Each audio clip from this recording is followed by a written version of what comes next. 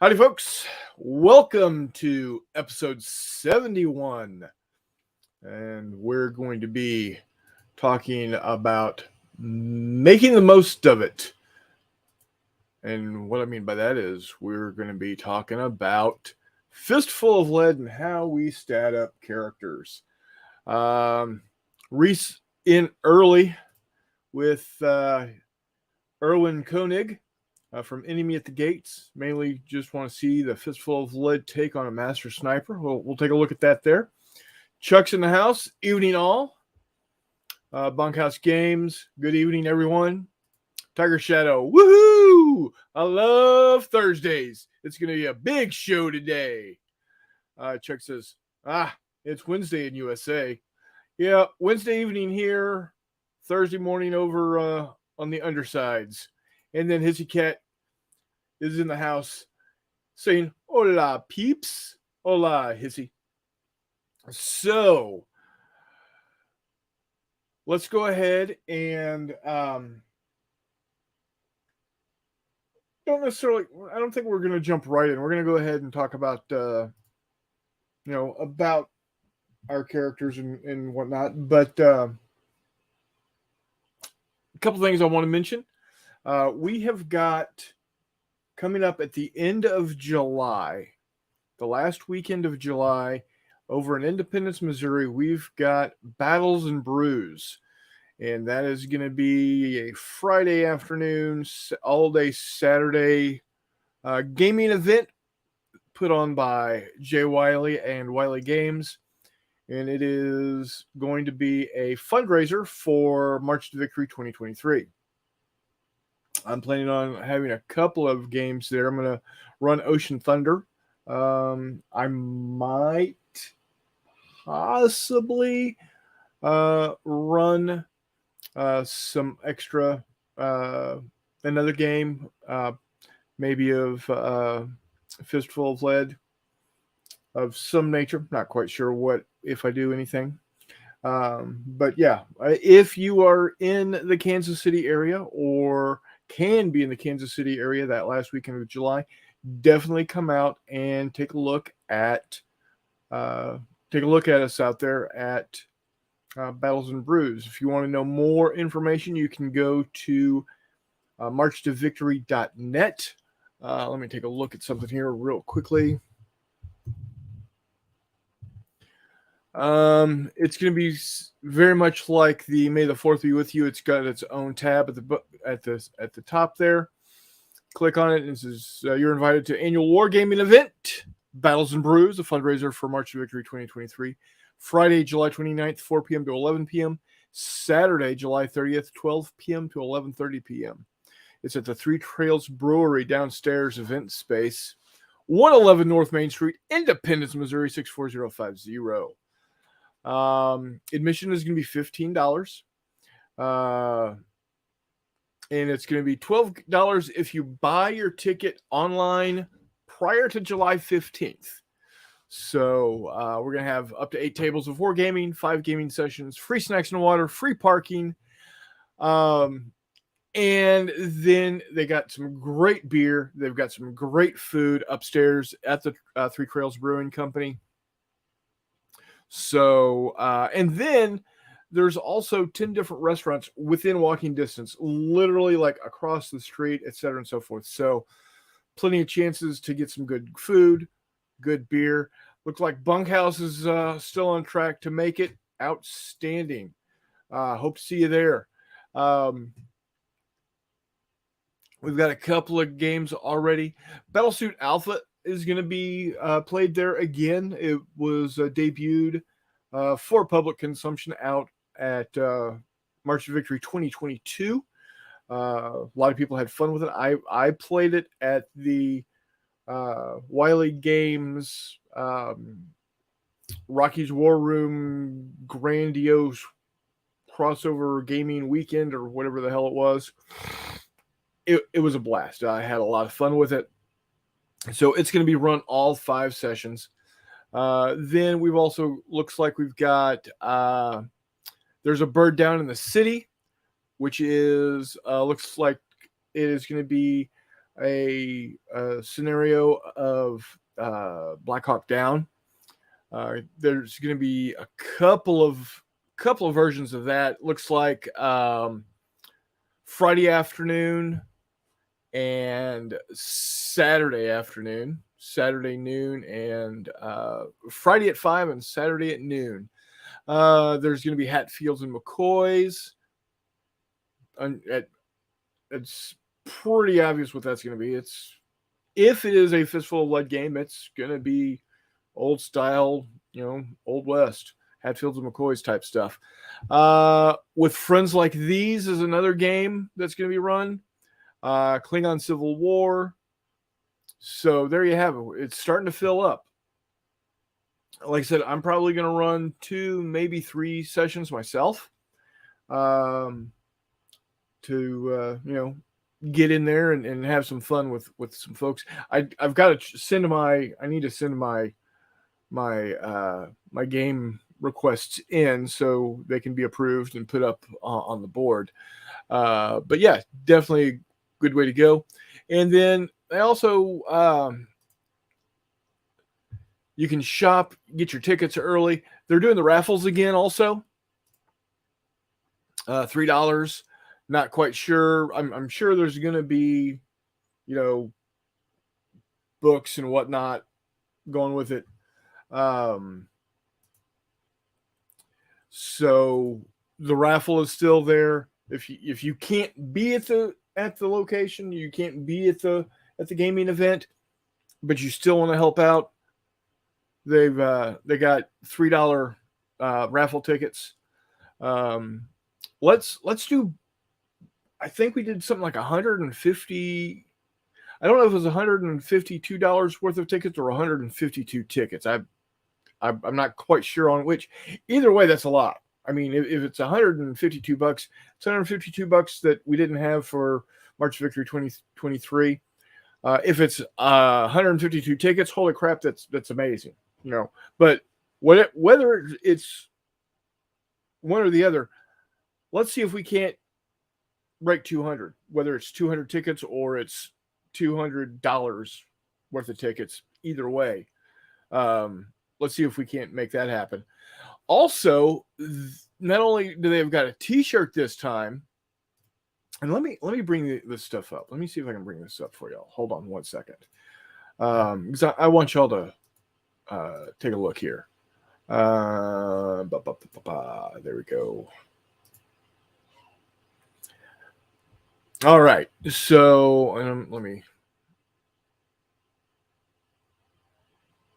There we go. So here's the T-shirt with the logo.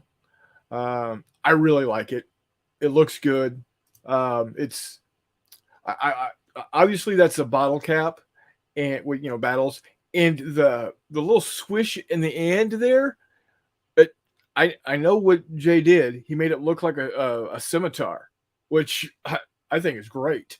So again, I don't know why if I'm all fuzzy right now, I apologize. I don't know what's going on with my Wi-Fi. It's a pain in the ass. I don't know if it's my actual Wi-Fi or if it's my internet that's being a pain. Let me check something here real quick. No, don't think it's that. Well, my upload might not be that great.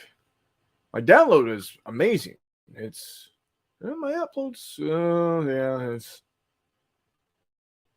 Yeah, it's not amazing. But that's what I get for living in the sticks, right?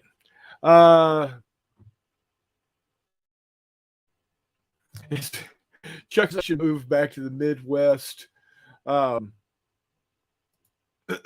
Unfortunately, the family would probably follow me. Yeah, well, that's what you get, right?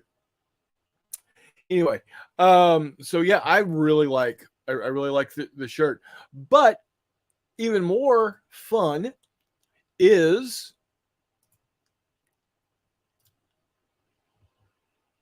selling glasses. That's right. 16-ounce pint glass with the logo on it, only $10.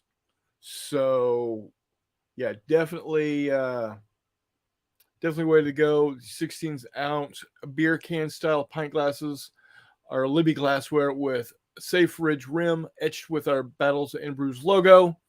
Dishwasher safe. There you go. So it's $7 US shipping, so it's $17, but it's a really cool glass. International shipping, you'll be invoiced actual current USPS rate. So Tiger Shadow and Paul, if you're watching this later, I know it's probably going to be crazy expensive for you guys. I wish there was a better way to do it, but yeah, that's going to be cool. I'm probably going to get one. I'm probably going to pick it up at the event if they'll let me. So there you have it. Battles and Brews coming to you last weekend of July. Buy your tickets early. Buy your raffle tickets early. Get your name in the hat. The Star Wars event, they gave away tape measures. They gave away coasters. They gave away dice, collapsible dice boxes. They gave away books. So plenty of opportunity to win something. And of course, you all know it's going for a great purpose. I'm not going to say a cause because it sounds like, oh, we're trying to save the world. No, it's a great going for a great purpose. It's going to help pay the expenses for March to Victory 2023. So hope everybody has lots of fun with it. Some other things that I've been doing recently. Y'all might have heard me talk about a new game that I'm interested in called Con Sonar. It's Cold War anti-submarine warfare, submarine versus submarine. And I had originally thought about using, just paper clips and, being able to go like this for the purpose of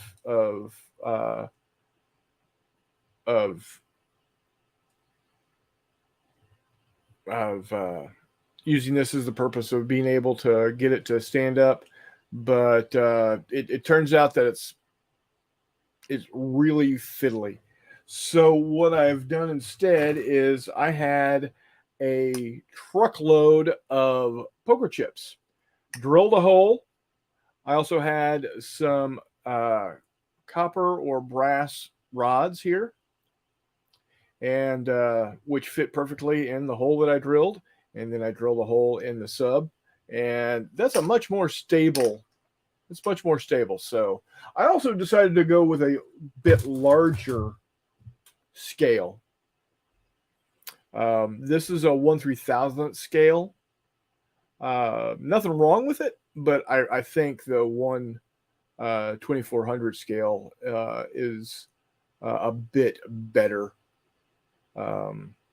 If you look at it like that. Of course, I got to get this one painted up. It looks a little rough right now because it's not painted. So I've got that going for me. I'm going to be doing a small scenario. Not quite sure how many that I'm going to be working with for a game at J3, which is the first weekend of July. I'm getting a lot of gaming in this summer, guys. I am so excited. And then, of course, when I run Ocean Thunder, I'm going to be using this scale, the 1/6000 scale miniatures.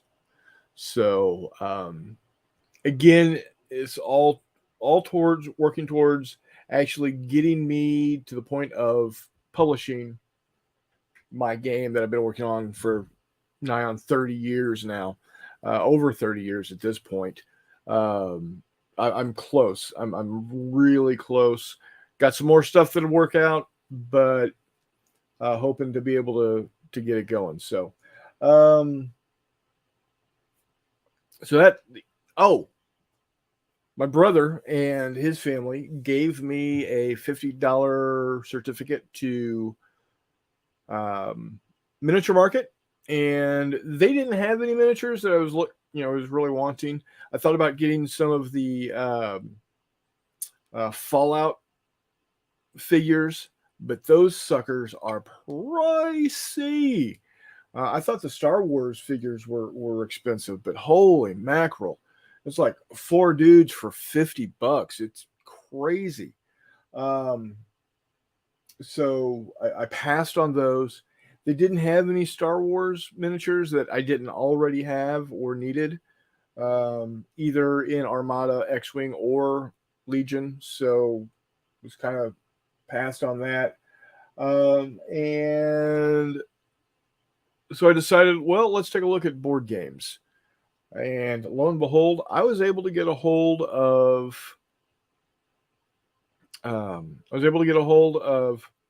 Normandy 44, the Simonovich, I think that's how you say his name, uh, game about Normandy, about D-Day, for $45. It's currently sitting at my post office waiting for me to go pick it up. It showed up a day earlier than I expected. I was expecting it yesterday or tomorrow. It actually showed up today. Unfortunately, not going to be able to get it until Friday. Curses. But we're going to be diving into that, and I'm going to figure out a way to be able to record and do a video turn by turn to see how it plays out. I believe Todd has already played it and has done some videos with it, so I might rely on him, but we'll see. Also, this weekend, I am going to be playing with the wife. We're going to be playing a Fistful of Lead game. More than likely, we're going to be doing Galactic Heroes, and more than likely, it's going to be the Battle of Endor. But there's been a lot of requests on the Wiley Facebook group asking for some basic one-on-one gaming for Fistful of Lead to show how the game flows. And so I'm going to record a game. I'm not going to live stream it because I want, I don't want to. I love interacting with you guys, so don't get me wrong when I say this. It's I don't want the distraction of having to interact with you guys. It's not that I don't love y'all. I do. But I want to make this a video that is going to be able to be used by Jay Wiley to show people how the game is played. And he's done some videos of his own, but it's always on his Thursday nights, and it's always when he's got 6 to 8 people there, and there's a lot of back and forth and banter. So this is going to be something that's just, okay, 2 players, one side and the other, and this is how we play. I say I'm going to do my indoor game. I'm probably not. I'm probably going to do something a little bit less. I got to figure it out because I might use my Kanji City stuff. I don't have the. I'll figure something out.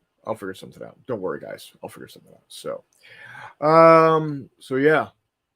Then in the last Sunday of June, McMurray and I, and possibly Todd, are going to get together down in St. Louis and play another game of Ocean Thunder. So I got a lot of Ocean Thunder getting played. I got a lot of Fistful of Lead getting played. I got I'm gonna learn how to play Con Sonar. So there's gonna be a lot of that played. I've been playing this quite a bit. I'm about halfway through um, my the season of American Alliance of American Football. Currently, my San Antonio Commanders are 1-3. The San Diego Fleet are 3-1. The only undefeated team is Birmingham, and the only defeated team, unwinning team, is Atlanta. Um, Orlando, the Orlando Apollos in San Diego are 3-1, as is the Arizona Hotshots. And then everybody else is 1-3, and that's the Salt Lake team, San Antonio, and Memphis. So we'll see what happens. That's 4 weeks out of the 10. They actually only played 8, so I'm halfway through what they actually ran. And right now, San Antonio is right where they were at the at this point. So yeah, hissy cat. In real life, in 2019, San Antonio and San Diego split their games. San Antonio beat San Diego in San Antonio. San Diego beat San Antonio in San Diego. So we'll see. I might have to do some videos to talk about it because it's a fun little game. You know, if you got some time to huck 3 dice and look at a chart, it's a fun little game, especially if you like American football. So, speaking of sports, and I know we will get to this. I promise. My grandson is still on track to head down to Australia. He's going to Canberra. He's hopefully, if all the money falls into place, hopefully looking to head down to Canberra, Australia, to play rugby 15s. He just got named first team All State. So yeah, he's got that another accolade to his name. You know, he was team captain his senior year. He was voted most valuable player of the year for his team, and now he's been chosen as one of the 15 players, you know, top 15 in the state. You know, hopefully we can get him down there to Australia and hopefully be able to, you know, allow him to continue to follow his dream. So, hello, Chris Long. He says, hello, all. How's it going, eh? It's going pretty good. Been looking at some of the models you've been posting up there on the Discord channels. Holy mackerel, dude, that stuff is looking sharp. I got to get on the stick. I've been really lazy lately and haven't done much modeling at all. And I need to get on the stick and get that done. So, all right. Well, you know what? Let's go ahead and dive in. We're going to start with Ewan Koenig from Enemy at the Gates. Now, I've seen that movie once. I know it is very roughly. Hey, Joy of Wargaming. How you doing, John? I need to get you back on the show, dude. It was a blast last time I had you. But we need to set a time aside to get you to come on. And Chris Long, I'd love to have you come on the show also. Talk about what you do. I think it'd be a good show as well. That being said, like I said, I've seen Enemy at the Gates once in the theater. I know it's loosely based on a sniper duel, so to speak, during, I think it's Stalingrad, German versus Soviet snipers trying to outshoot each other, I guess. But we're going to go ahead and we're going to just grab, we're going to do it straight out of the book. We're going to do it straight out of the core rules. And since he is a character, we're going to go ahead and make him a leader.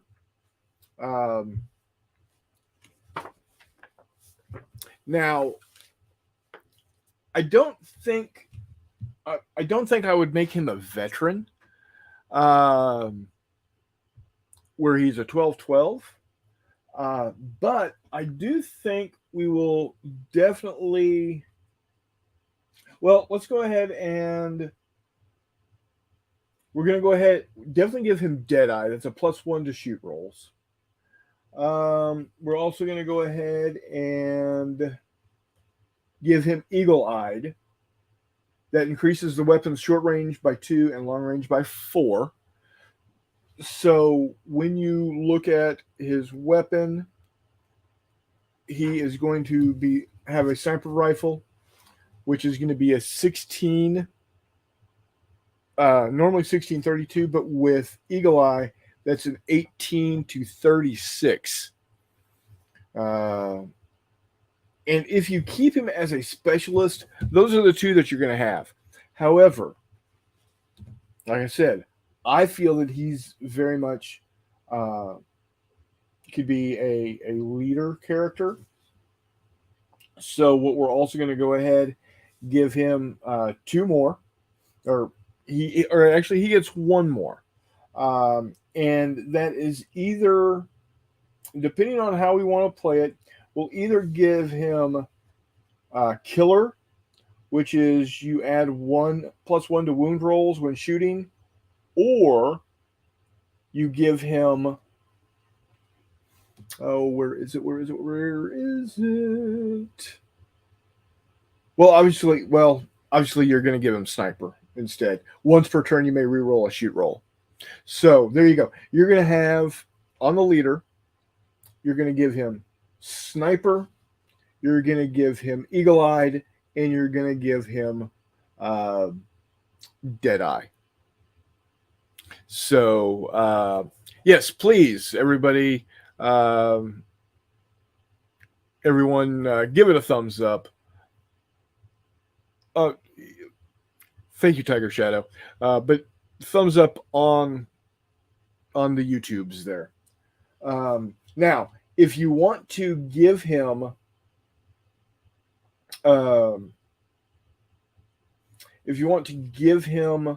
a negative trait to give him 1 more positive trait, I would probably give him, let's see.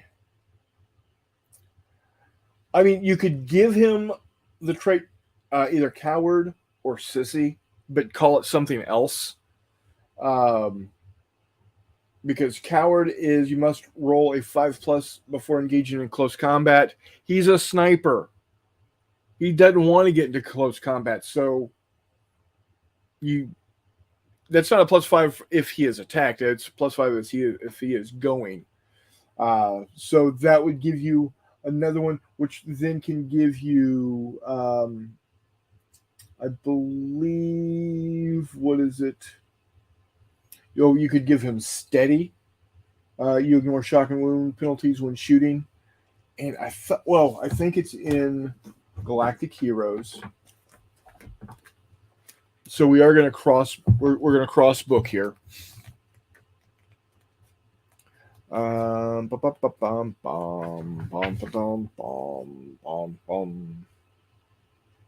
is it? Yeah, ranged fighter. Ranged fighter gives you a D12 on shoot actions, but a D8 on close combat. So what you can do is, and actually can pull all of these out of Galactic Heroes. So for your sniper, what you're going to do is you're going to make him a leader, and you're going to give him the sniper rifle, which is going to give you a 16 1632 range, but you will then give him Deadeye for a +1 to shoot roll. You're going to give him uh, Eagle Eye, which is increases weapons short range by 2 and long range by 4. So his sniper rifle is now an 1836. You're going to give him then your third and final. You're going to give him Sniper. That allows you to reroll 1 shot roll per turn. You're going to go ahead and give him, again, you don't have to call it this. You could call it something else, but you're going to give him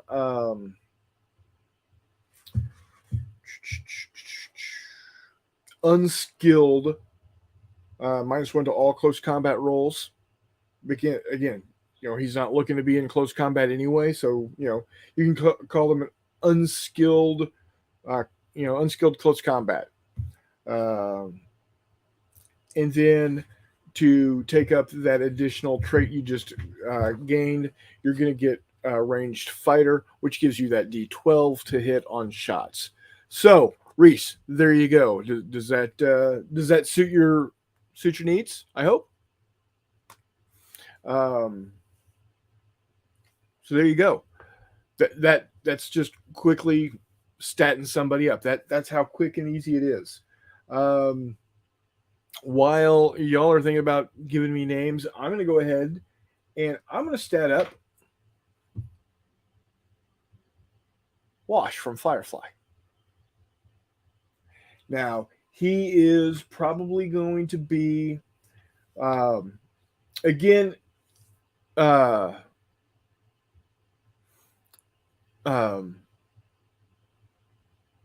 if you do it by the rules, what you'll end up doing is you're going to have all of your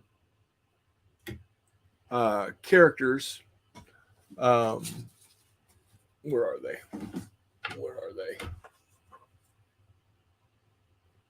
So when you look at the crew, Mal obviously is your leader.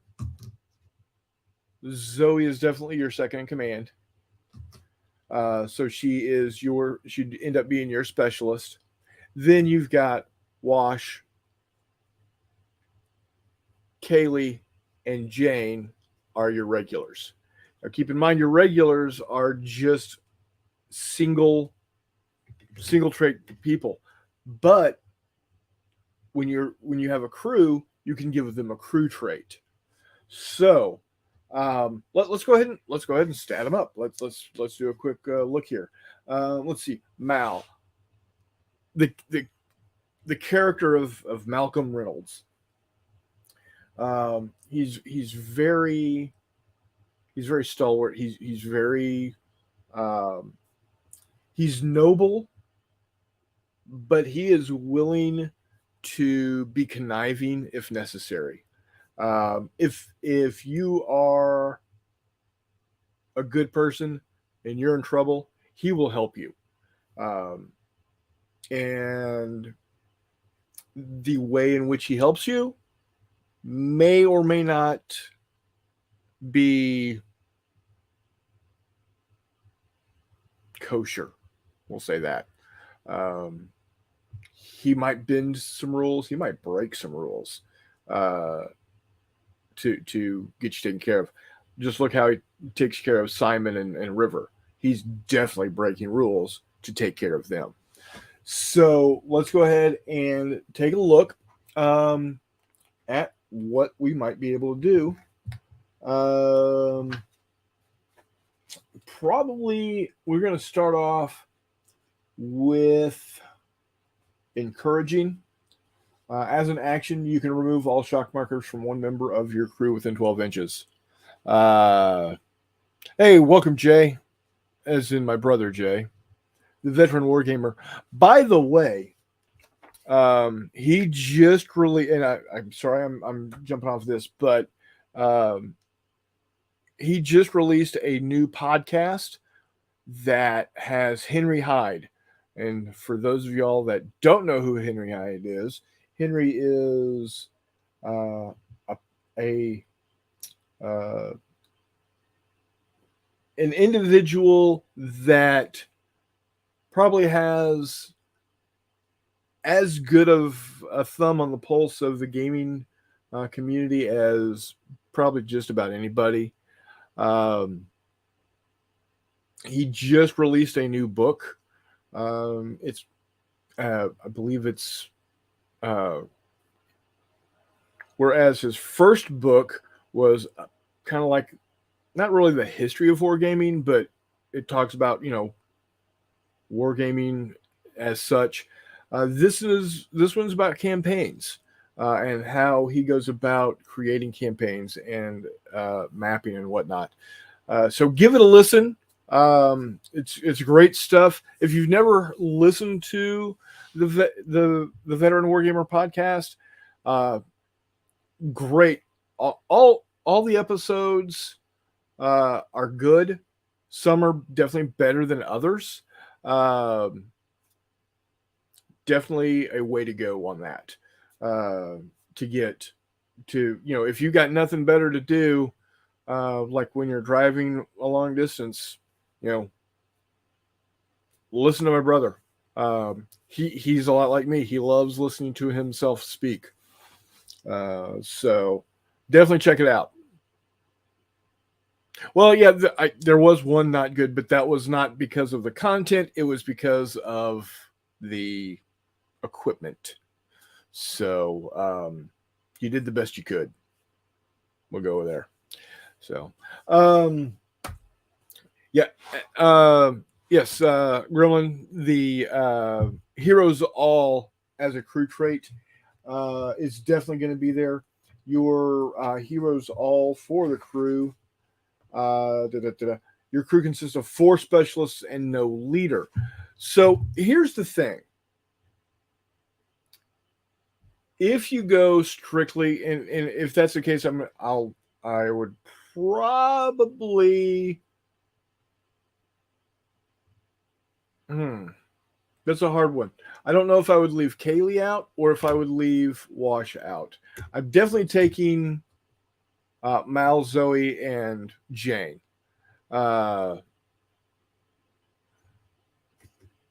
So I don't know. That's okay, Hissy. You can talk all you want. Does not matter. Talk about damning with faint praise in case you got nothing. What I'm referring to is if you're doing something and you can just sit and listen, it's a good listen to go. Anyway, if you go strictly by the book and you go Heroes All, yes, you'll only have 4 characters. If I'm reading this right, yeah. Crew consists of 4 specialists and no leader. So we'll take Mal, Zoe, Jane, and Wash. And I was going to get to that, Jay. You can ignore the build rules when making heroes. Excuse me. So if you go letter of the law, each one only gets 2 traits. So in my mind, at that point in time, you're not going to have. You won't go with it encouraging. What you'll probably get with Mal is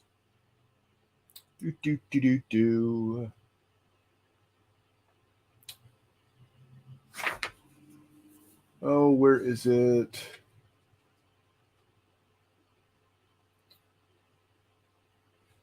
Sharp-tongued. You really know how to hurl an insult. If you pass an easy 3+ task roll, you can force an enemy in close combat to re-roll their attack once per turn. And then he also likes to shoot, even if he's been shot. So I'd probably give him steady. So Yes, and you can drop 2 equipment slots to gain an extra trait. Let's see. Zoe, I would probably go with.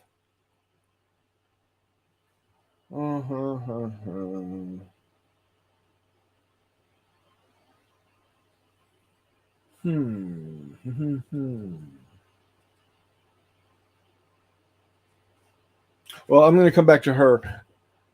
Jane is definitely going to have loads of ammo. Ignore first out of ammo roll. And he is definitely going to also have. Oh, and there is Wardrobe himself. What's up? Hey, hey. So we're just talking about statting out the crew from Firefly. Oh, cool. That's a good one. Who have you done so far? Well, we've decided that we're going to go with the crew trait of Big Damn Heroes, or in this case, the actual written rule is Heroes All, where you have 4 specialists. Okay. So Mal has, we gave him Sharp Tongued, and now I forgot already. Gotta write this stuff down. I should write this stuff down.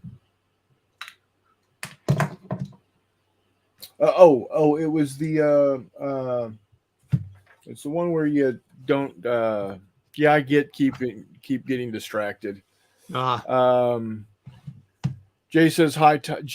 Brother Jay says hi, Todd. Hello, sir. He says he keeps getting distracted, meaning me. And Chuck says Todd the Magnificent. Oh, goodness. Thanks, thanks, man. What was that one? It's the one where he ignores. He can ignore the wounds and shock when shooting. I bet Mr. J will come on and pop on. Yeah, well, Jay Wiley's on. Yes, that is your Starship Troopers. Yes, steady. Thank you, Reese. Yes, it is your Starship Troopers box. So I brought it up to take a look at it. Sharp Tongue Study, and then what's I haven't done a whole lot of statting of single characters because I've only done bigger battles really. So what's Jay mean by you can use 2 equipment slots for an extra trait? Right. So each character gets equipment slots. So you can drop 2 equipment slots to gain another trait. How many traits do you get? 1 or 2? Well, specialists have 2. Okay. So normally a team, a crew, if you will, has 1 leader that has leader for free plus 3 traits. Then you get your specialist, which has got 2 traits, and then you have 3 regulars, which each have 1 trait. Plus you have crew trait. What we've done at this point in time is we've given them the trait of Heroes All. Okay. Where we have now 4 specialists, each one with 2 traits apiece. Oh, okay. To give them more traits, you can do one of 2 things. You can either lose 2 equipment slots, which, for Malcolm Reynolds, it's fine. He just needs a slot for his pistol, to be honest. Yeah. Or you can give them a negative trait. Right. Hex says, sorry, not in. Came home sick today. Well, I hope you get to feeling better, buddy. Drink plenty of fluids. Keep yourself warm. Take a hot bath. Call us in the morning. Yeah. So if we wanted to give Malcolm Reynolds an additional trait, we'll drop 2 slots, and we can probably give him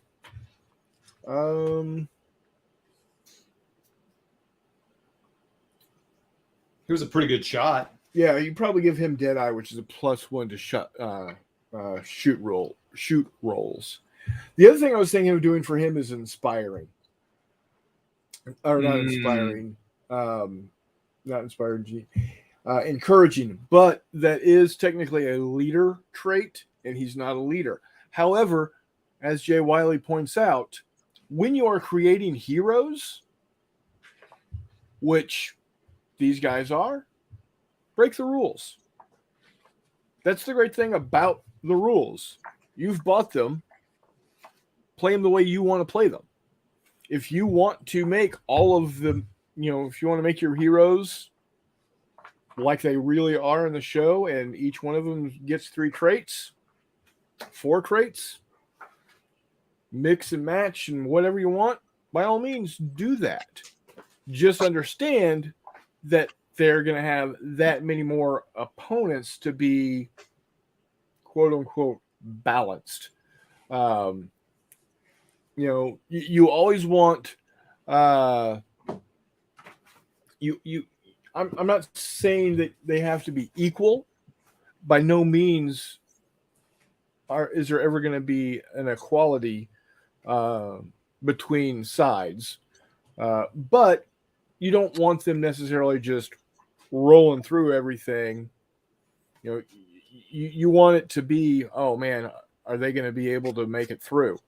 Because there's a lot of times in the show they don't make it. They cut it by the edge of their teeth there. Like on the train job, where they get hooked by the sheriff there. They're caught on the train, so it's like, oh man, are they going to be able to make it out? Well, they were able to, but it's because of their abilities. John waves. Hello, John. Chuck says, "Get well, Hexy. Go to the doctor. Got any good meds?" No, I'm sure he does. So, so that's Mal. Let's see. Zoe. Let's take a look at Zoe. She is definitely going to be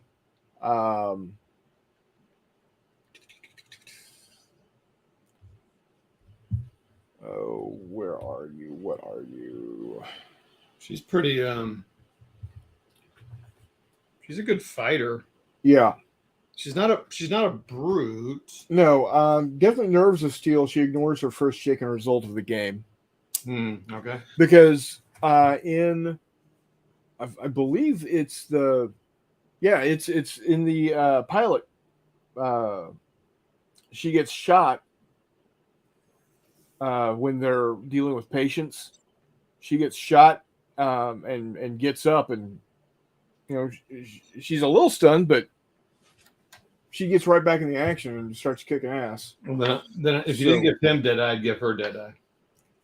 Yeah, I'd give her Nerves of Steel. Did you give Mal Deadeye? Yes, I did. I think so. Okay. Killer. Add +1 to wound rolls when shooting. Yeah, that's a good one. And she'd be more of a killer than Mal, I think. Yeah. And then oh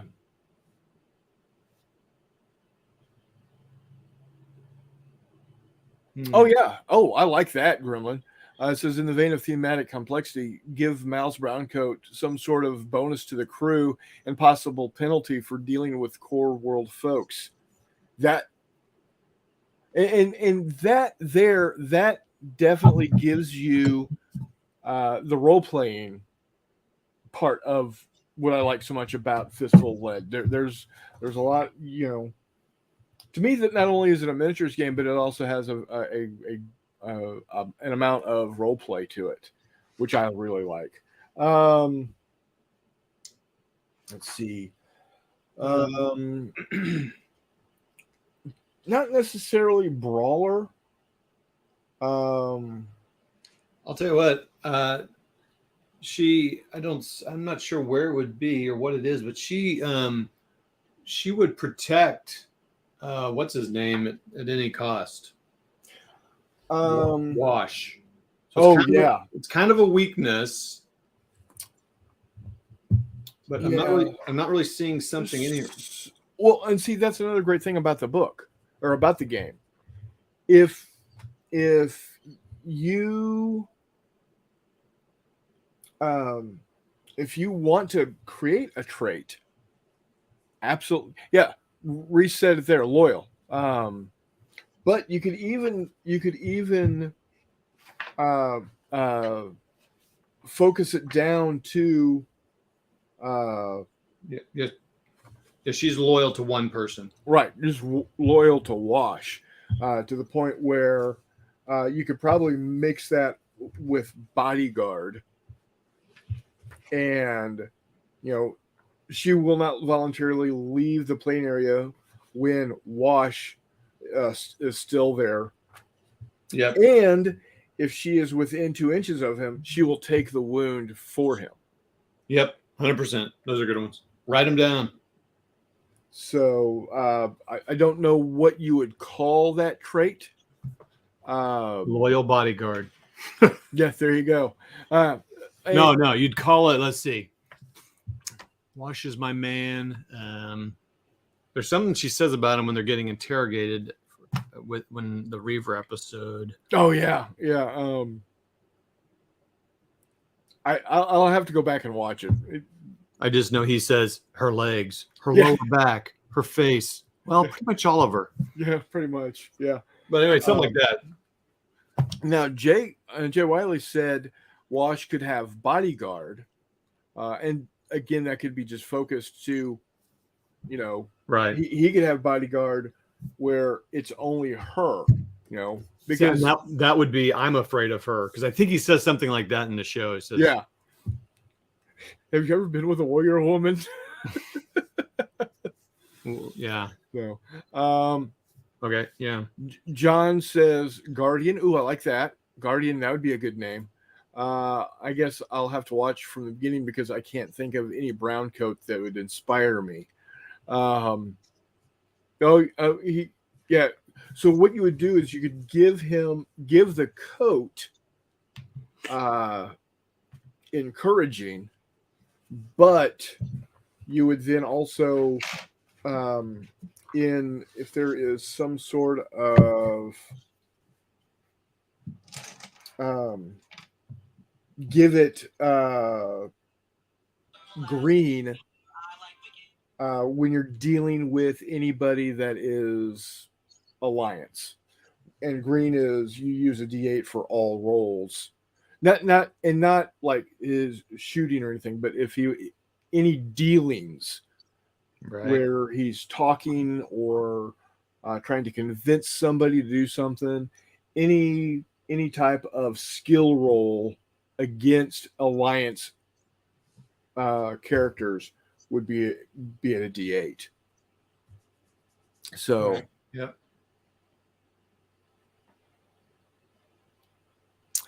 So it's really what this is. It's don't think of it as hard and fast rules. And his cat brings up a good point. It says, but isn't there an issue if the game is too flexible? I mean, why buy the rules if you make most of them up? It's a toolbox. Think of it as a toolbox. I've got, I don't think we're not breaking the rules. We're just kind of adding traits that aren't there. And I've got different tools that I want to use to do what I want my little toy soldiers to do. And if I need to, this is a box opener that is non-dangerous. I can't cut myself, so it's an OSHA approved box opener. But I've used it as a back scratcher. Same thing. Hopefully not open. What's that? Hopefully not open or whatever. Well, no, it's a non-sharp blade. Okay. Well, good luck. I can't cut myself if you look at the screen. See, can't cut myself. but it's used to open boxes and scratch my back. Yeah, and Jay Wiley says it perfectly. We've been called the Swiss Army knife of rules. And my brother Jay says the Fistful of Lead rules are enablers, not constraints. Henry says he hated those at Walmart. Yeah, that's where I got mine too. Walmart. I've got like a dozen of these that I would put in my back pocket and walk out of with them. Anyway, or trim my back hair. Well, you know what, Hizzy Cat, I'm lucky I don't have a great amount of back hair, so I'm good there. Could use it to shave it down a little bit. So whichever. But yeah, that's the great thing about the rules is they're a framework that allows me to add, they're the skeleton that allows me to add the muscles and the skin and the whatnot to flesh out my characters. And if I want to, have my heroes be true heroes and give them extra traits, then by all means, you can do that. Jonas says every rule set is just scaffolding. Some rule sets only exist to support one specific game. Fistful of Lead is a set of scaffolding that supports any game you want to play. Exactly. I can literally, and I've said this many times, I can play with any model of any period of any style that I want. I can even, if I really wanted to get into it, I could even bring these to the table using Fistful of Lead. So, I would more likely use these though.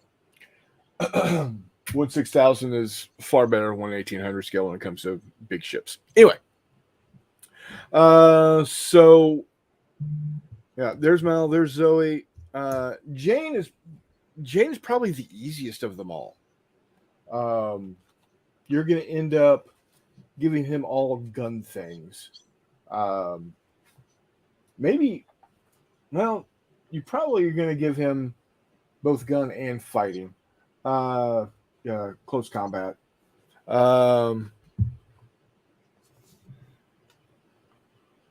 If you want our rules philosophy, me and Steve discuss ad nauseum on our videos.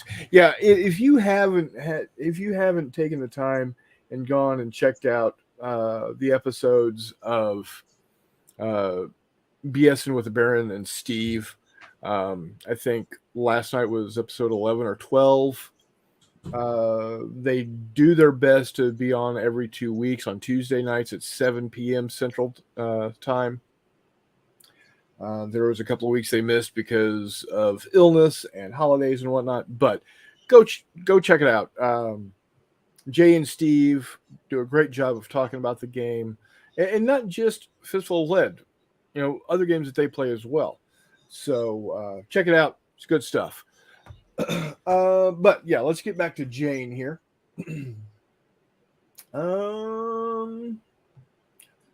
I don't think you would necessarily give him large. Although he is big and imposing, I don't think you're going to give him enemies. I don't think you're going to give him an additional wound, and I don't think you're going to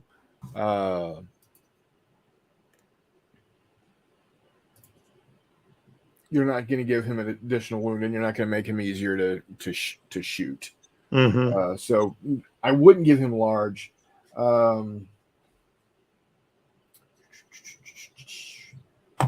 He might get Deadeye, or actually give him Eagle-Eyed, increasing his weapon short range by 2 and long range by 4, just because, he made that a really amazing shot with Vera out of the the spacesuit. You could also give him Street Fighter. He doesn't suffer the negative modifier for facing more than one opponent in close combat. That's absolutely right up there on with him. Yeah. And Hissy, I'll link the Wiley Games group either here or on our Discord channel or in the Not J Facebook group. How about instead of smart, dullard, -1 to all task rolls? For Jane. yeah. Actually, I don't have that one in. I just made it up. Well, I thought there was one like that. Well, and I've only got horse and musket in front of me, so Right. But yeah, I like dullard. I mean, there's smart, which is a +1 to task rolls. And if he's wearing his hat from his mom, it's he's cunning. It's what? He's cunning. That's the trait of the. Yeah. So so that would give him an additional. He would definitely be the one loads of ammo. Mm-hmm. Yeah. So we give him Street Fighter, loads of ammo, and eagle-eyed. So and Jay Wiley says dullard on target. Now Wash, he's not much of a fighter all the way around. I mean, he'll do his best, but he's going to be.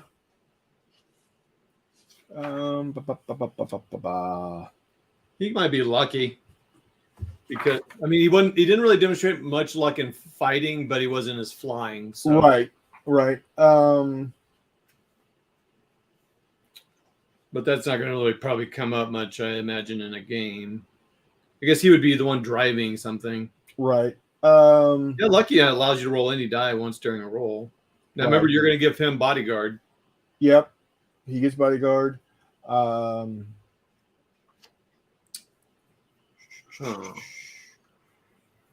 Let's see. Horseman. Your horse gets an extra trait. Yeah. You could give him slippery. You ignore the 1 inch rule for proximity to enemy figures and can leave close combat when activated. Or you just give him smart.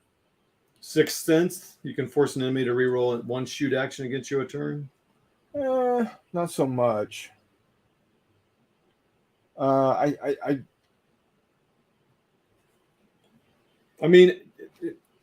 It doesn't come up very often, but it seemed like it would be nice if you gave him some sort of driving thing. I guess it would be like mount or something, but I think what you do is you definitely you give him slippery, you give him bodyguard, and granted, both of those are. Well, bodyguard is a a leader trait only, but that's okay. What?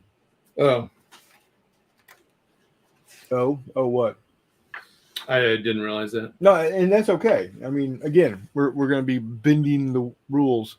Gremlin, you are right on target with what you're doing.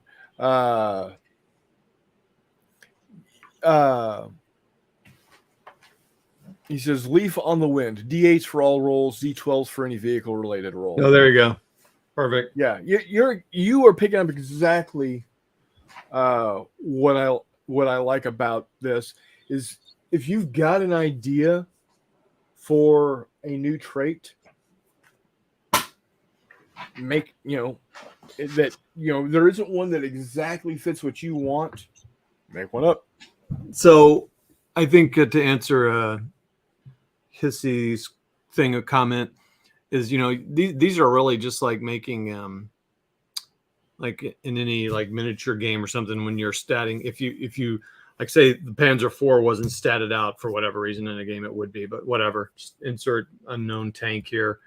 You would stat it out the best way you could, right? And then you'd play it and you realize, oh shoot, man, I broke it. So like if you play with these and you're like, oh geez, that was kind of weird on Mal, then you can always change it. That's because we're not actually changing the rules. We're actually just adding not adding a stat. But anyway, yeah. Let's see here. So he's got all his. Yeah, I'll like I said, I'll link that. Joanna says hi, boys. Hi, Joanna. Duller does on target. Leaf on the wind. Good. Oh, Chris Long's back. He had a thunderstorm. We had a toad choker of a storm this last night. It was pretty drastic. And over in Kansas City, Jay Wiley told me earlier today, it's fun getting woken up at 1:30 in the morning with tornado sirens. And then my buddy Joel, who I think I've had Joel on here once before. He was just a few blocks away from an F1 tornado hitting Kansas City. Huh. So Jay Wiley says cunning helps with task roles, which driving piloting is. His cat says for a point. Hex says we need 20 subs here this month. Yes, we do. Well, again, through the end of July. But yes, we need 20 subs. I'll take, Typhoons or 688s, even Gatos. Whatever it takes, right? So any other type of characters you would want to see statted up? How about you, Todd? Who would you want to see statted up from the show? From anything, anybody. Well, I think I'm not. I don't know. I'd have to kind of think about it more. But the two characters from, at least one character you need to stat up from that show is the guy from the movie, the bounty hunter or whatever. No, he wasn't a bounty. There was a bounty hunter in the last episode. Right. He would be interesting. And then there's also the government hunter in the movie. He'd be a really good foe. But anybody, any historical person, Batman and or 007, Robin Hood and his merry men. 007 would be good, yeah. Well, yeah. Well, first off, we're going to start with, let's see if it's in here. We're going to start him off with a negative trait. What's that? Drunkard. You already start him off with, I mean, I'm not sure that being drunk ever affected him. I don't think it ever impacted him. I think being a womanizer affected him more than that. Yeah, well, the woman was his drunk. Right. You start the game with one wound already, with all the minuses associated. You can heal during the game as usual with a Queen of Hearts.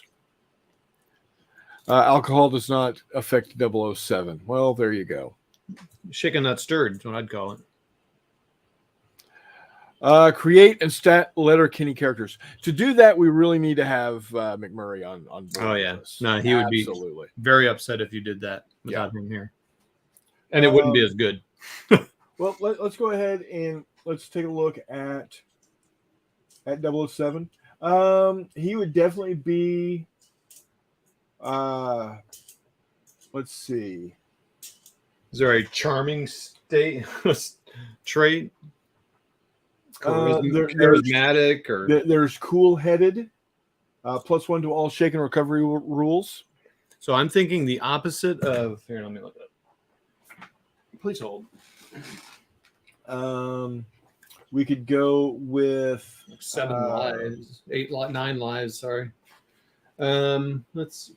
Oh, 9 lives is definitely one there. Obviously, he's very good with like weapons and stuff. So there, yeah.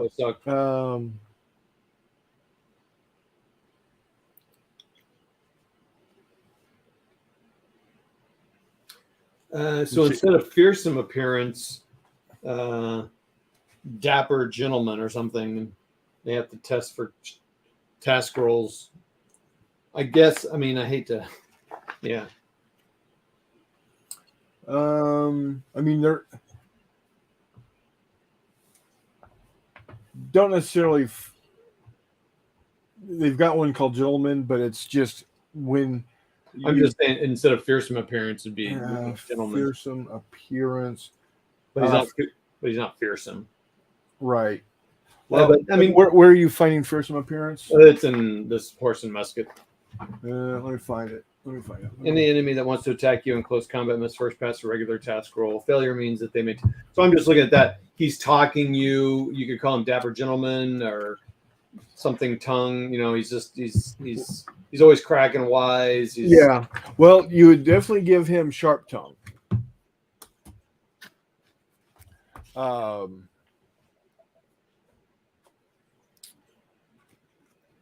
Wasteland Warriors has attractive odor. Let's take a look at what attractive odor. But we'd have to change the name of that.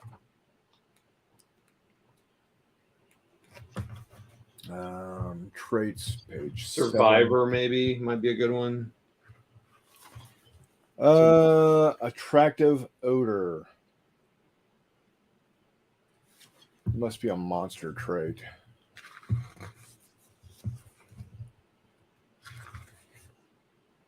Negative. Gang traits. Call it Old Spice. Yeah, that would be good, actually.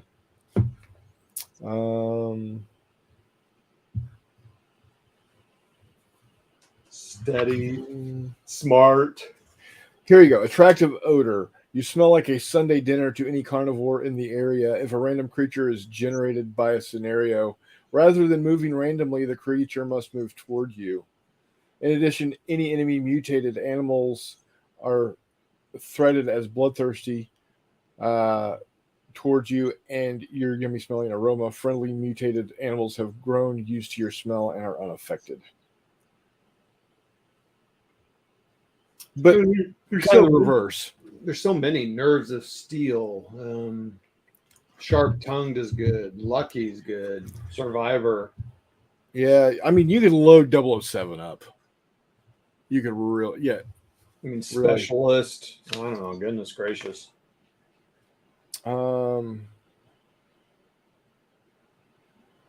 Fearless.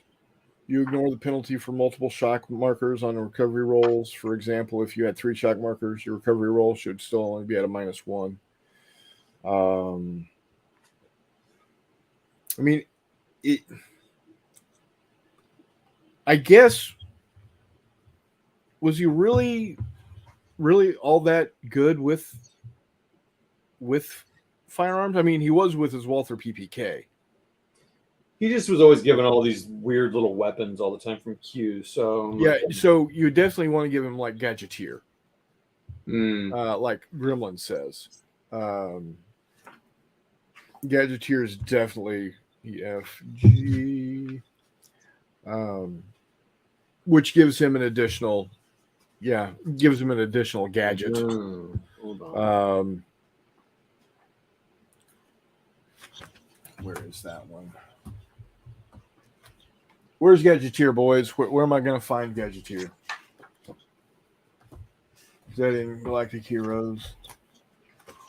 Yeah, it sounds like something like that. It's not in this, but it wouldn't be. Yeah. Start each scenario with a free piece of equipment from the random gear chart.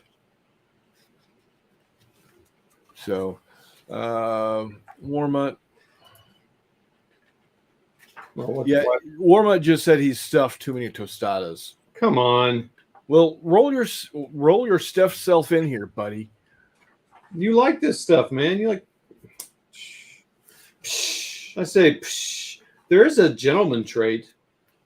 Yeah, and what that does is allows you to, when you knock somebody out of action, you just knock him out. Oh, yeah, no, not that. Yeah. Yeah, he doesn't care about that. He'll kill you. Yeah, right. Well, unless you're the lead bad guy, and we just need to,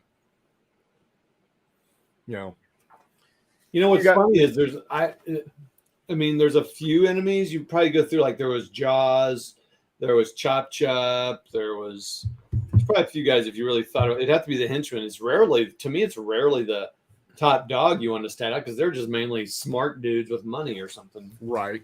I mean, I don't feel like they really fought much except for like, the guy's name in one of the more recent ones. Oh yeah. They've had him fight a couple of the bad guys. Grillin says no matter what random gear he gets, it fits in his watch. Yeah. Lasers, garrotes, whatever you call it. Lucky, just think of all the time he got out of trouble. Yeah, he would definitely have Lucky. Oh yeah, something about surviving and whatever, just because he does. You could go with two-fisted on him. He does a lot of hand-to-hand fighting for sure. He says you're armed with a weapon in each hand. You can elect to roll a close combat die for every opponent you're facing in close combat instead of just one. You still have a penalty to the die roll for facing multiple opponents, unless you have another trait that offsets that. For example, fighting 3 opponents, you would roll 3 dice, 1 for each enemy, with each die roll at a -2, unless you give them Street Fighter. Street Fighters, you don't suffer the negative modifier for facing more than one opponent in close combat. So you'd give him two-fisted and Street Fighter. Yeah. And then I don't think you really would give him anything special. You wouldn't give him anything special for shooting. I don't think. I mean, yes, he shoots a lot, but he's more I think he's more renowned for his fisticuffs. Yeah, agreed. And you definitely make him sharp-tongued. You really know how to hurl an insult. If you pass an easy task roll, you can force an enemy in close combat to reroll the attack roll once per turn. So there you go. Sharp-tongued, Street Fighter, two-fisted. There you go. There's your 007. Cool. Got it. Batman, honestly, Batman is all gadgets. Just like, in my opinion, Iron Man. Iron Man is all gadgets. You might give him cunning to work out, get that bonus to tasks. But really, Batman, any superhero that uses gadgets, to me isn't really a superhero, but that's beside the point.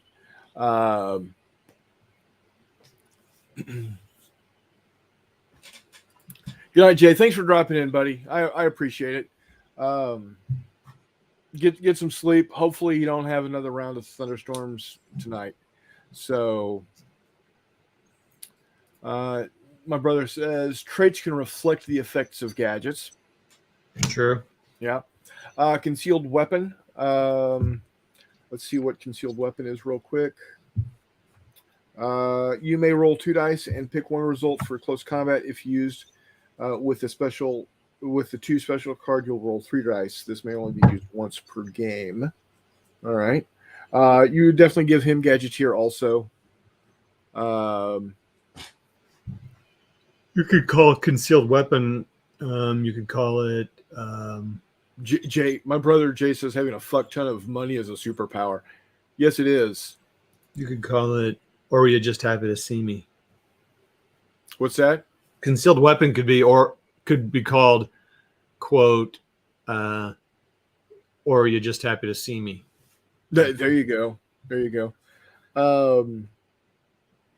You can give him. This is Doubtfire. Deadly Strike. You are an expert in finding an enemy's weakness. When you strike an opponent, they reduce their armor roll by -1. This does stack with weapons armor piercing ability. You must choose between hand weapon or ranged weapons for this ability. Tiger Shadow, this is not a playtime. This is serious. So I need you to take this serious, please. Thanks, bro. Yeah, there's no playtime in the game room. Yes. You would definitely give Batman fearsome appearance. She, by the way, she would have a Master of Disguise. Yes, yes, you would. And she'd be Deadeye when hurling fruit. Yes, fruit and pans and yeah. etc. Oh yes, she could have a pan as a weapon, an iron pan, Yep. a broom. There you go. But yeah, you definitely would give him give Batman fearsome appearance. You would give him impervious. You ignored wound penalties on movement, attack, and recovery rolls. So, what else would you give him? Master of Melee. Roll 2 dice on close combat and pick the best result. That's a good one. There you go. He's definitely good at that. So, if you want to give him a negative, what negative would you give him, though? Telling you, ladies, man. The ladies, he cracks.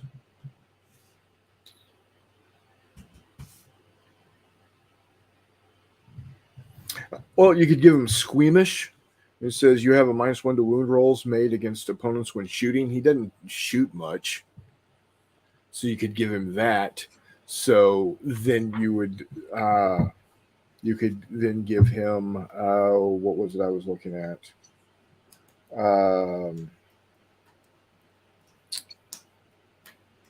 Where is it? There you go. Pugilist. You are skilled in the art of unarmed combat with no negative modifier for fighting without a weapon.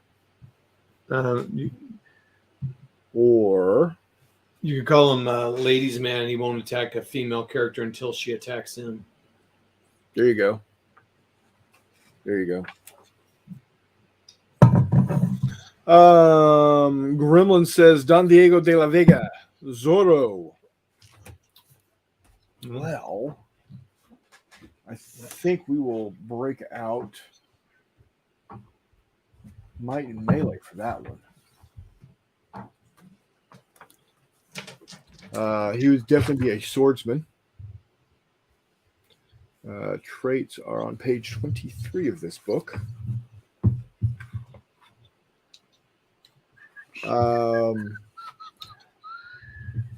Let's see. Stealthy, strategist, Street Fighter, strong, survivor. Here you go. Weapon Master. Weapon Master gives you +1 to close combat rolls if armed with a close combat weapon. This is in addition to any bonuses from the weapon itself. You would also give him I just saw it. Fancy footwork when ties in close combat. And I think you would go Master of Melee with him as well. Roll 2 dice in close combat. Pick the best. If used with 2 card, you'll roll 3 dice. I don't know much about Zorro except for he was good with the blade. Yeah, that's give him lousy shot because he doesn't shoot, and then give him dodge, like Walkabout Game says. That's good. Because dodge, reloading, no, that's death. I suppose he could be inspiring to people around him. If you're shot at and the shooter misses, you can immediately move 5 inches towards cover. So there you go.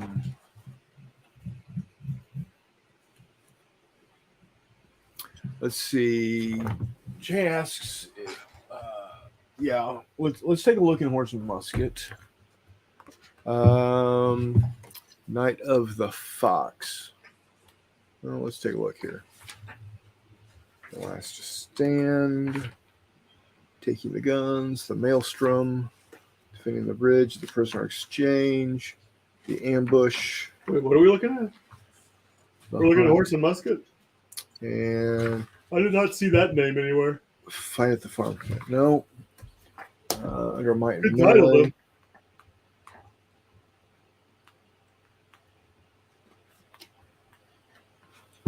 Let's take a look here. Open battle, protect the village, raid on the camp, save the lady.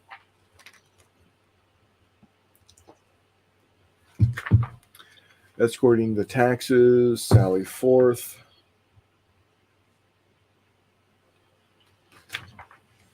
Taken hold, the giant downs. The Haunted Ruins, Lair of the Worm. That's it on that. WG.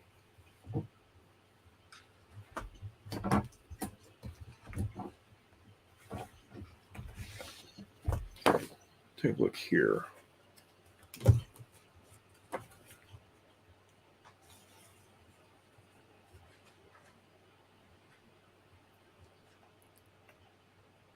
Nope. Yeah, I would thought a Horse and Musket I could see having something, but they don't. Then yeah, otherwise Horse and or Might and Melee or something. Seems like the most sense to where it might be. If you have a page reference.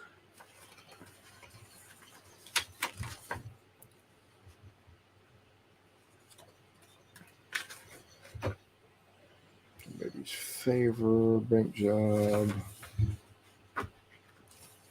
Search for Bad Lights Billy. Yeah, I don't know about that one. Walkabout Games. Chris Long says Leaper. That's Leaper, not Leper. Leaper gains a bonus 2 inches when making a jump. A natural one still results in a fail. Yeah, he's pretty much parkour also. Yep, agreed. That's a good one. So, but I mean, you can also do that for Inigo Montoya. Yeah. Well, that'd be a good one to stat out. That whole crew. Right. Yeah. Well, actually, you know what? And all the people in it, including Max the Magician. So I just so happen to have the Galactic Heroes. And this might be in second edition, the regular second edition also.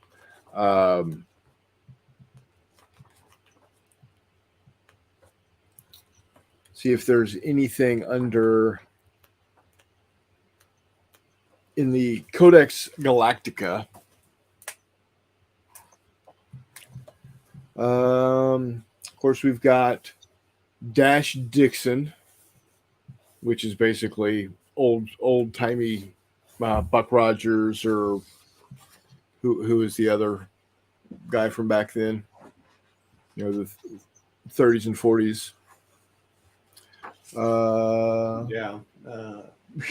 Flash Gordon. Oh yeah, Flash Gordon. Birdman of Voltanus, Rangers of the Forest Moon, Catwoman of Felonus, the Imperial Forces of Zorg Khan, the Robot Legion. The Dread Pirate Roberts is also good. Yeah. Again, he's going to be very much like a Zorro type character. A Faraway Galaxy, you've got Rebel Scum, the Galactic Empire, Bounty Hunters, and other villains. You've got Federated Space. We all know what we're talking about there. Enemies of the Federation, Bots Collective, Interdimensional Time Traveling Scientist.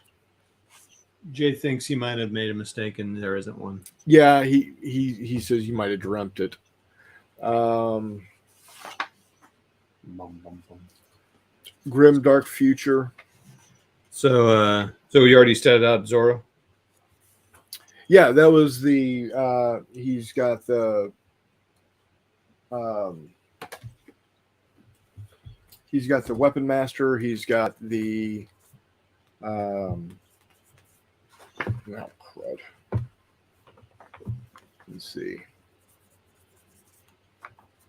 Well, yeah, you should just post these up in your group on Facebook. Yeah, I'm needing. I'm gonna go back and write up as many of them as I can that I can remember. That's right. Weapon Master, Fancy Footwork, Oh yeah, and Leaper. yeah, that's a good one. Okay, yeah. So there you go. And then the other nice thing about the rules is you really don't focus on weapons. I mean, he has a sword. We're not going to go into detail as to the kind of sword he has. There's a sword. There's a two-handed sword. His is a sword. That's that. That's all there is to that. But that sword does give him a +1 on close combat rolls. So you can make him pretty badass.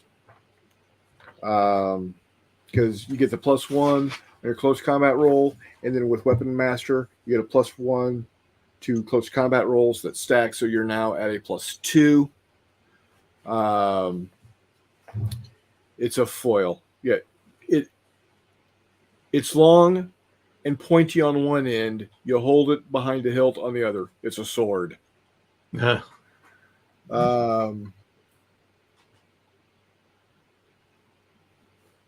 You then give him, like I said, you give him Leaper for the jumping abilities, and you give him what was that other one?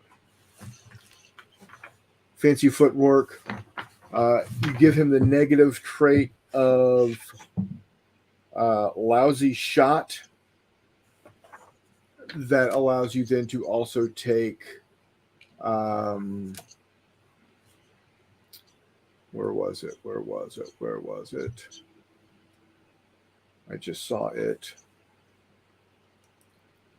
You either give him Master of Melee or you give him Street Fighter. Okay. Master of Melee is allowing you to do the two dice. Street Fighter would give him the able to fight multiple foes without taking a negative. I think I'd go Street Fighter over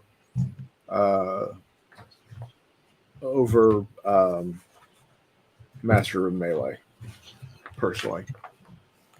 So there is Zorro.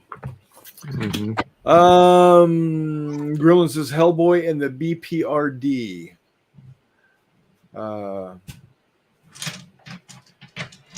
Hellboy. Yep. I don't know enough about Hellboy, to be honest. Yeah, I don't either. He's definitely big. He's got to be intimidating and like that ferocious monster, whatever that ugly look. Yeah, intimidating visage or whatever the hell it's called. Yeah, I don't know. Is like he's magical, man. That's gonna be a. Well, and you can then you can dive into magic and mages then. Right, and I don't know if it's magic. I don't know if it's magic, but you know what I mean. It's mystical or something. But again, I don't know anything about Hellboy. Really, I've never really cared. I've seen the movie. I haven't even seen that. And I honestly I don't know what BPRD is. Yeah, bad. I mean, rabid dogs. I don't know. You've got the boys now. All those superheroes and stuff there. Well, the good thing is that so right now Jay is focusing on Battlesuit Alpha. Okay. He's hoping to have that out by Battles and Brews. Is that July? Remind me, I always forget. Is that supposed to be like BattleTech, or is it more like a body like you get into the robot and it's kind of like just makes me like 10 foot tall. It's not like I'm getting into a humongous mech, or is it both? Yes, it's both. Oh, okay. You know what I'm Yeah. talking about, right? Like even in the BattleTech universe, there's armored guys, and then there's which we rarely play with, and then there's the huge mechs that everyone likes playing. Yeah, you could go either way with that. Okay. Just curious. Yeah, battle suits, I guess, is what. Yeah. So so that one's coming out next. I might buy that one. I might get that one. I don't buy all of them just because like the magic stuff. I was like, but that one I might get. Then he's gonna have his Gladiator game coming out. I don't know. And of course, I'll buy that because I like movies about gladiators. Exactly. I won't buy that one. Do you like movies about gladiators, Timmy? You ever been in a men's locker room? Anyway, that book I'd buy. Right. But he and Steve are working on a superheroes. Oh yes, okay. Actual superheroes. I mean, Jay has to have watched The Boys. That seems like right up his alley. Oh, he probably has. I mean, if he hasn't, he just hasn't had time. Because that just seems like Fistful of Lead after dark. Right. So I mean, there's just a plethora. They're playing the RPG. Nice. So yeah, the superheroes. I mean, again, with what Jay Wiley has said, when you're creating heroes, especially superheroes, you're going to be making them as individual characters. You're not going to make. Yeah, you might have a team like the Super Friends or the X-Men or whatever, but each one is going to end up being a leader. Where did you get those walkabout? Did you print them up? Probably. I have a ton of 50mm battle mechs ready to go. Oh, there you go. I bet if you want to play X-Men, if you want to stat up X-Men, you can do that right now with Wasteland Warriors. Right. Wasteland Warriors and Might and Magic. These two right here. This is going to give you the mutations. This is going to give you the powers.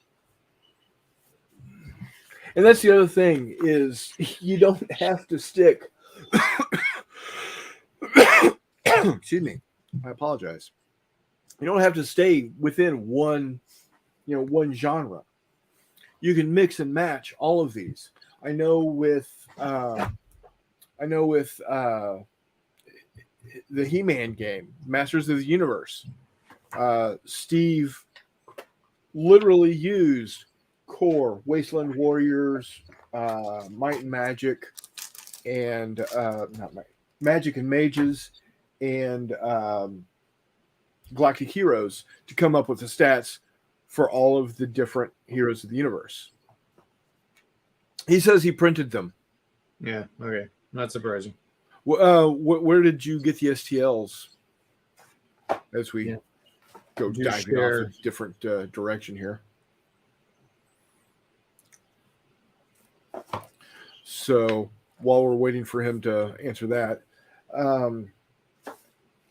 so again, this weekend, as I said previously, I'm going to run a game of Fistful of Lead for my wife and I. We're going to record it, and I'm not going to throw the full 2.5, 3 hour game up. Oh, you'll edit it down. I'll edit it down, and we'll focus on the different parts of how the game is played. Excuse me. We'll talk about statting things up beforehand. Go through each character, explain, why this character is statted the way I've got him statted. Then we'll go through, the turn sequence. The Scooby Gang as monster hunters using Tales of Horror. Absolutely. I mean, you can do so much with these rules. It gets to the point where you end up the restriction you end up having is finding the figures, finding the miniatures for them. For instance, I want to do Ghost in the Shell, the characters from Ghost in the Shell, Major Kusanagi and Bato and, all of those guys. I'm having a hard time finding the miniatures for them. I'm sure they're out there, and I would really like them to be STLs because my brother and my project with Kanji City, we're wanting it to be 100% 3D printed as possible. Now, there's some stuff that's not going to be 3D printed, like the roads aren't 3D printed. But you get my meaning. I get your meaning. So, I would love to see those, I've got, of course I've got my big game heroes here, but I need to find Reavers. I need to find the Alliance Purple Bellies. Now, I know I can get Purple Belly miniatures. Well, they're out of print, so they're going to be expensive as ass. And they weren't actually Purple Bellies. They were actually Starship Troopers miniatures, but they're the exact same uniforms. The guys, the 2x2 Hands of Blue guys, those are just dudes in black suits with blue latex gloves. But they got whatever those whatever weapon is they have there, that thing. Yeah, that's easily made with some 3D resin supports. To be honest, just glue. Have one with a fist with it. Just. Grillin says Papsicles does close enough Ghost in the Shell STLs. I'll have to take a look at those. See if I can gather something up there. So, well, we're going on an hour and 43. Cool. That's good stuff. I think we had a pretty good show here. At one point in time, I saw we had 16 people watching. We got 13 now. I want to thank every one of y'all that come in tonight. It's greatly appreciated. That's pretty cool, man. That's a lot. Scholar Gremlin, Walkabout, Hissy Cat, Tiger Shadow, my brother Jay, Jay Wiley, Reese was on here earlier. I saw John Longshore was on. We had Warmud in here for a bit. Whoever Mars Channel TV is. We've got Joy of Wargaming was here. Chuck was here. Hex to Hex dropped in briefly. Let's see who else. Joanna, Reese. We said Reese already. John Longshore. Oh, I did want to say something. Oh, go ahead. Keep going. But when you're done, I'm going to make sure I say something. And maybe you already said it. Chuck Games was here earlier. Chucky. Yep, Chuck. So Tiger Shadow, you said that. Oh, Dave Hall was never here. Who? Dave Hall. Oh, I forgot. Old Chestnut. Yeah. So, hey, guys, thank y'all so much. This is probably one of my most viewed episodes so far. Thank you so much. If you have not already thumbed it, give us a thumbs up. If you haven't already subscribed, give me a subscribe. Not Jay likes his thumbs. I am going to start getting more videos out regularly. Like I said, I've got Normandy 44 coming. It's at the post office now, waiting for me to go pick it up. Oh, brother. So that will be on Friday, and I don't know. I'm gonna get with the other board gamers. You Todd and Jeff over at Hex to Hex and McMurray, and figure out exactly how I want to go about videoing what I'm doing there. So Yeah. Hey, I want to shout out to Paul Beckus. He's been it's been rough for him the last few weeks. Oh yeah, we hadn't heard from him recently. Is he down and out again? Oh yeah, yeah. Oh, that's no good. Yeah, I think he's been for a long time. So he's been messaging Nick from British Legion and Leon, and I was on Discord today, just seeing it's like, ugh, just been a long time. He's still, I don't know. Yeah, I don't know much to say, but just we're with you, Paul Beckus. Absolutely.